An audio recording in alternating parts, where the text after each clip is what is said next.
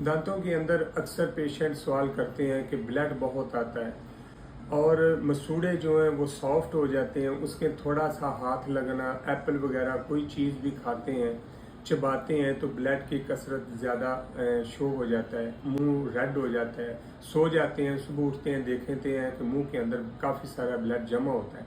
इसका बहुत बड़ा रीज़न क्या है? इसका रीज़न ऑलमोस्ट जो ऑलरेडी चल रहा है वो ये है कि आप दांतों की हाइजीन नहीं करते।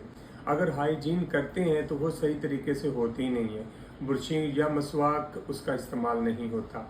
अगर आप कंटिन्यूस मसवाक करते हैं तो कभी भी आपके दांत के अंदर या मसूड़ों के अंदर कैलकुलस नहीं बनेगा, इन्फेक्शन रेशा नहीं बनेगा और ना ही कुछ सोजिश आएगी, ना ही ब्लड का कोई चलने का कोई ऐसा शो हो सकता है। तो अगर अगर आप जो ब्लड की जो तेज़ी से बहाव है या ब्लड का आना है, इसको रोकने के लिए डॉक्टर से रिकमेंड करना पड़ेगा, डॉक्टर करीबी क्वालिफाइड डॉक्टर के पास जाना पड़ेगा, जाके उससे देखना पड़ेगा कि इसका इलाज क्या है।